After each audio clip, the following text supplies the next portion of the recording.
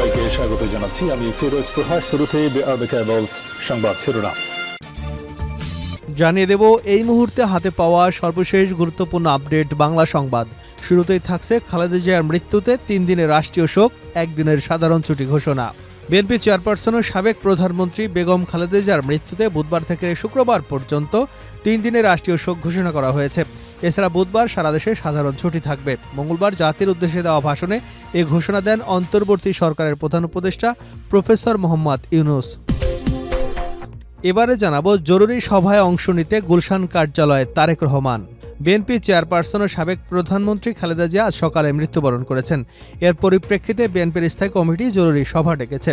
সেখানে অংশ নিতে গুলশানে চেয়ারপারসনের রাজনৈতিক কার্যালয়ে পৌঁছেছেন বিএনপির ভারপ্রাপ্ত চেয়ারম্যান তারেক রহমান। জানাবো স্বামীর পাশেই সমাহিত হবেন খালেদা জিয়া, নেওয়া হচ্ছে কবরের মাপ।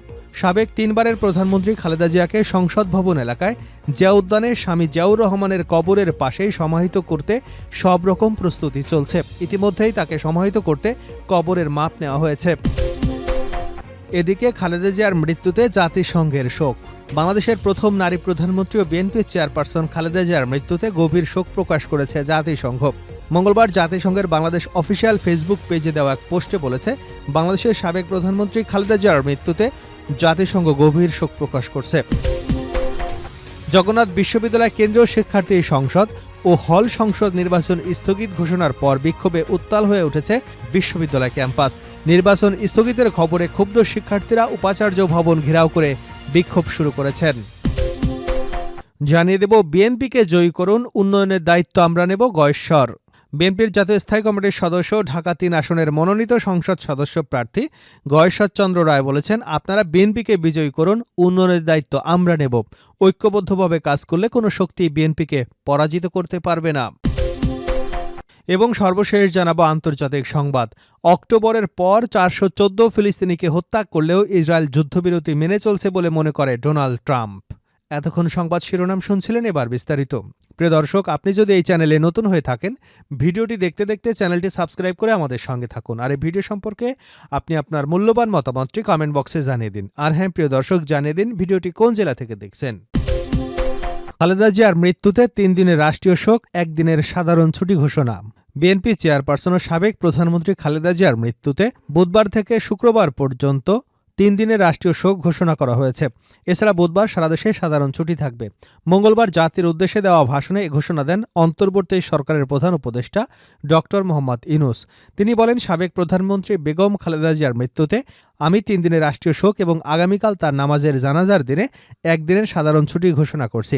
নামাজের জানাজা সহ সব ধরনের শোক পালনে শৃঙ্খলা বজায় রাখার জন্য আমি সবার প্রতি বিনীত আহ্বান জানাচ্ছি। প্রফেসর মোহাম্মদ ইউনূস বলেন, বেগম খালেদা জিয়া ছিলেন বাংলাদেশের রাজনীতিতে এক পরম মহিমান্বিত ব্যক্তিত্ব। গণতন্ত্র, বহুদলীয় রাজনৈতিক সংস্কৃতি এবং জনগণের অধিকার প্রতিষ্ঠার সংগ্রামে তার অসামান্য ভূমিকার ইতিহাসে অম্লান হয়ে থাকবে। স্বৈরাচার এবং ফ্যাসিবাদের বিরুদ্ধে তার আপসহীন নেতৃত্ব বারবার জাতিকে গণতন্ত্রহীন পরিস্থিতি থেকে উত্তরণের পথ দেখিয়েছে এবং মুক্তির প্রেরণা জুগিয়েছে। দেশ ও জাতির প্রতি খালেদা জিয়ার সমুজ্জ্বল অবদান জাতি চিরকাল শ্রদ্ধার সঙ্গে স্মরণ করবে জানিয়ে প্রধান উপদেষ্টা বলেন, তার দীর্ঘ রাজনৈতিক যাত্রা, গণমুখী নেতৃত্ব এবং প্রিয় মাতৃভূমির স্বাধীনতা ও সার্বভৌমত্বকে সমুন্নত রাখতে তার অবিচল ভূমিকা অবিস্মরণীয় হয়ে থাকবে। এমন একজন মহান, দূরদর্শী এবং নিখাদ দেশপ্রেমিক নেত্রীর শূন্যতা পূরণ হবার নয়। তিনি বলেন, এই শোকাবহ মুহূর্তে আপনাদের প্রতি আমার উদাত্ত আহ্বান, আসুন আমরা সবাই যার যার অবস্থান থেকে মহান আল্লাহর দরবারে বেগম খালেদা জিয়ার বিদেহী আত্মার মাগফিরাত কামনা করি। একই সঙ্গে জাতির এই কঠিন সময়ে আমরা যেন ঐক্যবদ্ধ থাকি।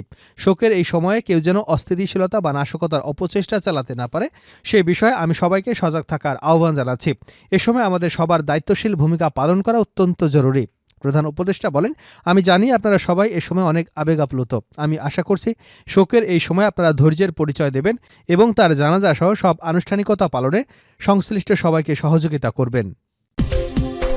জরুরি সভায় অংশ নিতে গুলশানের কার্যালয়ে তারেক রহমান। বিএনপি চেয়ারপারসন ও সাবেক প্রধানমন্ত্রী খালেদা জিয়া আজ সকালে মৃত্যুবরণ করেছেন। এর পরিপ্রেক্ষিতে বিএনপির স্থায়ী কমিটি জরুরি সভা ডেকেছে। সেখানে অংশ নিতে গুলশানের চেয়ারপারসনের রাজনৈতিক কার্যালয়ে পৌঁছেছেন বিএনপির ভারপ্রাপ্ত চেয়ারম্যান তারেক রহমান। আজ সকালে খালেদা জিয়ার অন্তিম সময় তার পাশে ছিলেন তারেক রহমান। সেখান থেকে তিনি চলে যান গুলশান অ্যাভিনিউয়ে বাসভবনে। এরপর তিনি আসেন চেয়ারপারসনের রাজনৈতিক কার্যালয়ে। আজ বুধবার দুপুর 12:30 বিএনপির ভারপ্রাপ্ত চেয়ারম্যান তারেক রহমানের গাড়ি গুলশানে চেয়ারপারসনের রাজনৈতিক কার্যালয়ে প্রবেশ করে। এর আগেই এ সভায় অংশ নিতে বিএনপির স্থায়ী কমিটির সদস্যরা এসে পৌঁছান।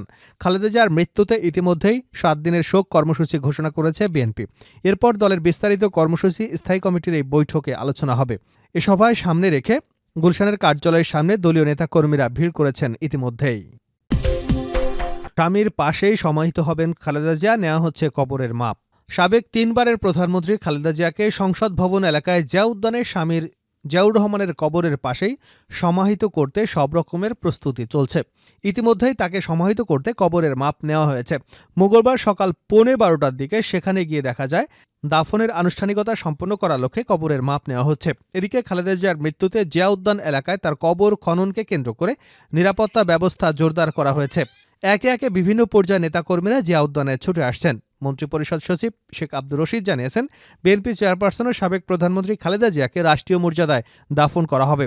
উপদেষ্টা পরিষদের জরুরি সভা শেষে মঙ্গলবার সচিবালয়ে সাংবাদিকদের তিনি একথা বলেন। মন্ত্রিপরিষদ সচিব জানান, খালেদা জিয়াকে রাষ্ট্রীয় মর্যাদায় দাফন করা হবে সংসদ ভবন এলাকার পাশে অবস্থিত জিয়া উদ্যানে। তার স্বামী ও বাংলাদেশের প্রয়াত রাষ্ট্রপতি জিয়াউর রহমানের কবরের পাশেই তাকে দাফন করা হবে। তিনি আরও জানান, বুধবার সংসদ প্লাজায় জোহরের নামাজের পর জানাজা হবে। লাশ আজ এভার কেয়ারে থাকবে। বুধবার সকালে সেখান থেকে বেগম খালেদা জিয়ার লাশ সংসদ ভবনে আনা হবে।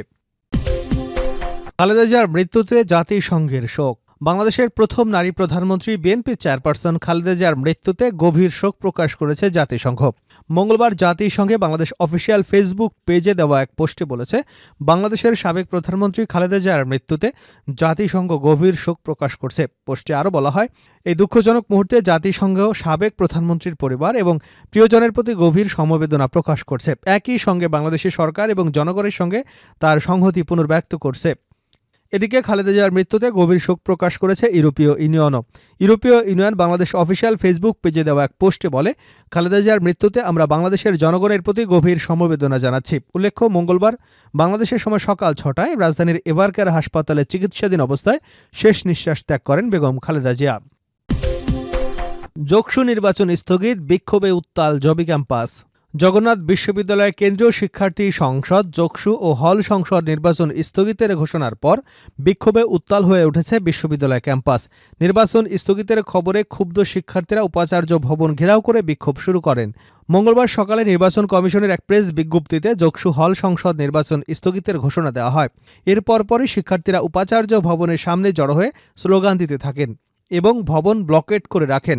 বিক্ষোভে অংশ নেওয়া শিক্ষার্থীরা বলেন, দীর্ঘদিনের দাবি থাকা সত্ত্বেও শেষ মুহূর্তে এসে নির্বাচন স্থগিত করা মেনে নেওয়া যায় না। তাদের দাবি, আজকের মধ্যেই নির্বাচন আয়োজন করতে হবে।